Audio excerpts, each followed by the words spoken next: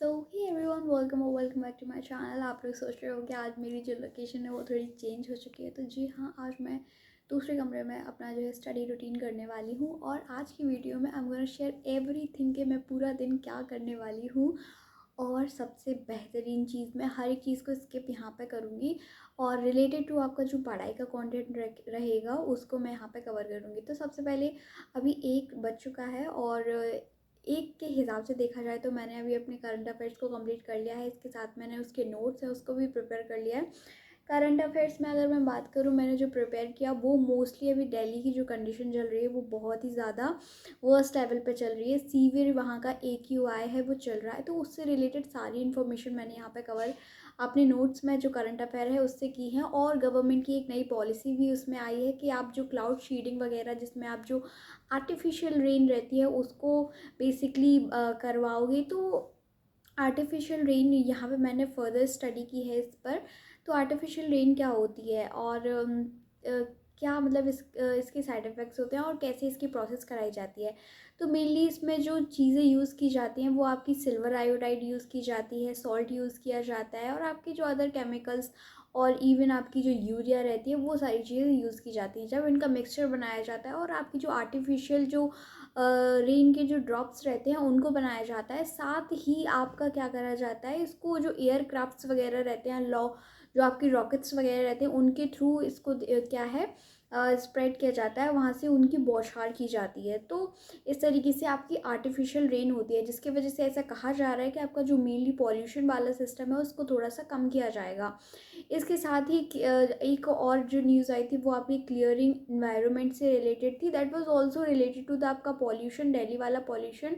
तो main causes Delhi pollution की बात करें तो सबसे बड़ा कॉजेज़ आपका वहाँ का ट्रैफिक है। मेनली व्हीकल जो सिस्टम है वहाँ का बहुत ही ज़्यादा ख़राब है। अगर ट्रैफिक लग जाता है तो 3 से 4 घंटे बहुत ही रेयर केसेस में होते हैं कि आप निकल जाओ। 3-3 4-4 घंटे का वहाँ पे ट्रैफिक लग जाता है। तो सिचुएशंस क्या है, वर्स्ट लेवल पे आ जाती हैं। कमेंट करना कि कौन कौन यहाँ दिल्ली से है। तो इसके साथ ही दिल्ली के पॉल्यूशन में सबसे पहला फैक्टर है वो व्हीकल है। दूसरा आपका इंडस्ट्रीज़ वगैरह हैं। देखो, हम एक डेवलपिंग कंट्री से आते हैं और हम ऐसा नहीं कर सकते कि एक चीज़ को रोकने के लिए हम दूसरी चीज़ को ख़राब करें। The need of us is to balance the things, यानी कि हमें चीज़ों को बैलेंस किस तरीके से करना है। यानी लिमिटेड हमारे पास रिसोर्सेज हैं, तो जिस तरीके से रिसोर्सेज हमारे लिमिटेड है उसी तरीके से हमें मेनली काम पे फोकस करना चाहिए। तो इकोनॉमी भी आपकी ख़राब ना हो, पॉल्यूशन भी आपका ख़राब ना हो, इस तरीके से काम करवाना चाहिए। अभी चाइना का बीजिंग से एक न्यूज़ निकल के आ रही है कि वहाँ पे जो इंडस्ट्रीज़ थी वहाँ से जो पॉल्यूशन क्रिएट हो रहा था, तो उनकी गवर्नमेंट ने क्या किया कि उन पॉल्यूशन को ही उन जो मेनली आपकी इंडस्ट्रीज़ होती हैं उनको ही शट डाउन करा दिया गया।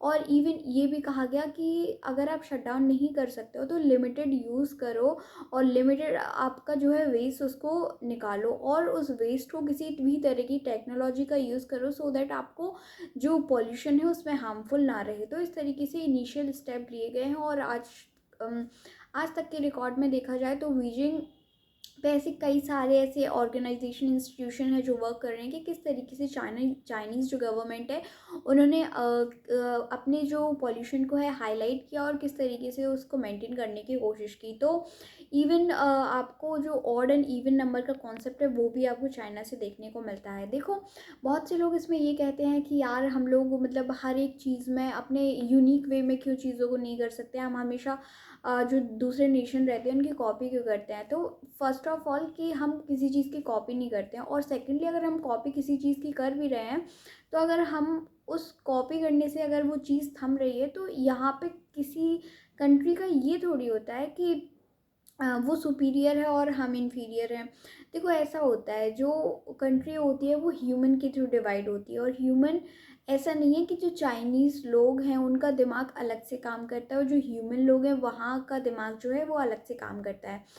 ह्यूमन का ब्रेन एक जैसा ही होता है, बट वहाँ का जो क्लाइमेट है, जियोग्राफिकल पोजीशंस हैं, वो वहाँ के ह्यूमन की अडेप्टेशन के थ्रू उनको अडेप्ट कर लेते हैं और वहाँ के माहौल के हिसाब से लोग अपने दिमाग को बना लेते हैं। फॉर एग्ज़ाम्पल अगर हम रूरल एरियाज़ में रहते हैं तो हम मेनली कनेक्टेड रहते हैं अपने एग्रीकल्चर वाले पोर्शन से, इसीलिए हमें ज़्यादातर नॉलेज रहती है कि हम एग्रीकल्चर में किस तरीके से काम कर सकते हैं। इवन आपके जो अर्बन एरियाज़ रहते हैं वहाँ पे आप मेनली कनेक्टेड रहते हैं आपकी इंडस्ट्रीज़ से, इसलिए आप फॉर्म कर पाते हैं अपने दिमाग में कि इंडस्ट्रीज़ में किस तरीके से बूस्ट लाया जाए।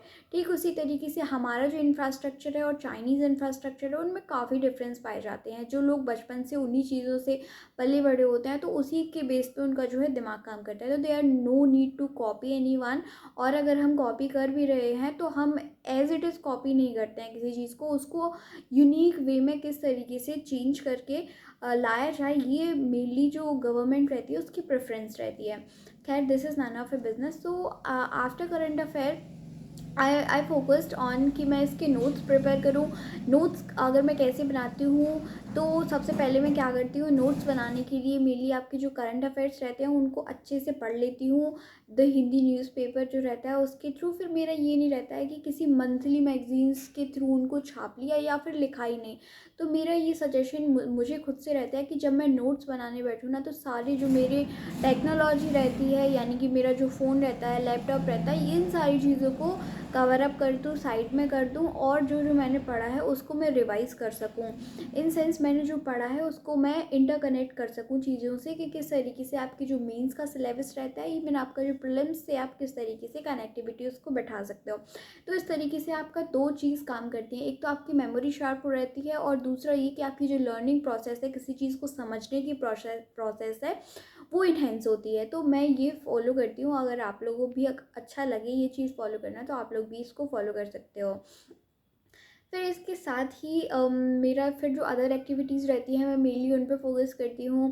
फॉर एग्ज़ाम्पल आपका नहाना, खाना पीना, ये सारी जो चीज़ें हो गई, तो 12 बजे तक एज़ मैं कंप्लीट कर लेती हूँ। फिर 12 बजे से मेरा ऐसा रूटीन बन जाता है कि I am in library type का, मतलब फिर 12 से 3-4 बजे तक जैसे मतलब ऐसा लगता है कोई टोके ना, कोई रोके ना।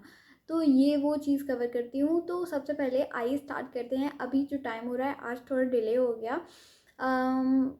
तो हम स्टार्ट करते हैं अपने एनवायरनमेंट चैप्टर से। तो मैं यहाँ पे कुछ आपको डिटेलिंग दे देती हूँ। आज मुझे एनवायरनमेंट के चैप्टर में अपना पढ़ना है कंजर्वेशन ऑफ द वेटलैंड्स। तो वेटलैंड्स मेनली क्या होते हैं और रामसर साइट्स क्या होती हैं, ये सारी चीज़ें आज मैं कवर करने वाली हूँ। पर मैं थोड़ा ओवरव्यू दे दूँ क्योंकि मुझे इसका ओवरव्यू थोड़ा बहुत पता है।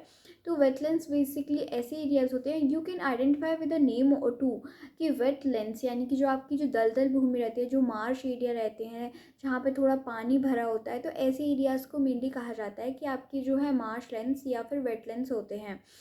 तो इनको वेटलैंड्स कहा जाता है। ये मेनली आपकी बायोडाइवर्सिटी को प्रोटेक्ट करते हैं, क्लाइमेट चेंज को प्रोटेक्ट करते हैं। इवन आपकी जो बायोडाइवर्सिटी में आपकी जो species, floral species, faunal species रहती हैं, उनको भी मेंटेन करते हैं। आपके क्लाइमेट में पॉल्यूशन को कम करते हैं, फ्लडिंग वगैरह की प्रोसेस को कम करते हैं। तो ये यूज़फुल इनकी वेटलैंड्स की इसीलिए मानी जाती है।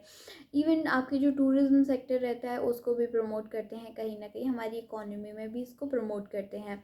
फिर वेटलैंड्स की बात करें तो दो टाइप के आपके वेटलैंड्स होते हैं। एक इनलैंड वेटलैंड्स होते हैं और एक आपके जो कोस्टल एरियाज़ रहते हैं वहाँ पे वेटलैंड्स होते हैं। इनलैंड में आपके जो नेचुरल वेटलैंड्स होते हैं, इवन आपके जो मैन मेड वेटलैंड्स होते हैं। ठीक उसी तरीके से आपके जो कोस्टल रीजन्स रहते हैं उनमें भी सेम प्रोसेस होती है, नेचुरल और मैन मेड की। अब टाइप ऑफ वेटलैंड्स के बाद में भी फोकस की रामसर साइट्स बेसिकली क्या होती हैं। तो ये एक इंटर गवर्नमेंटल बॉडी होती है जो मेनली आपकी 1971 में एक कॉन्फ्रेंस हुई थी, एक कन्वेंशन हुआ था जिसके थ्रू जो ईरान पर्टिकुलर कंट्री पड़ता है वहाँ पे एक सिटी का नाम है रामसर, और वहाँ पे ऐसा आइडेंटिफाई किया गया था कि जो वेटलैंड्स हैं वो हमारे लिए बहुत यूज़फुल है और इनको बचाने के लिए, इनको कंजर्व करने के लिए हमें मेनली फोकस करना पड़ेगा वेटलैंड्स पर। तो इसलिए रामसर साइट्स जो है रिकॉग्निशन जो मिला हुआ है, तो उसमें क्या होता है डिफरेंट कंट्रीज़ की आपकी जो मेनली जो ऐसे वेटलैंड्स होते हैं जो बहुत ही ज़्यादा सेवियर कंडीशन में होते हैं और वहाँ पर रेयर तरह की जो स्पीशीज़ पाई जाती हैं उनको प्रोटेक्ट करने के लिए, उनको कंजर्व करने के लिए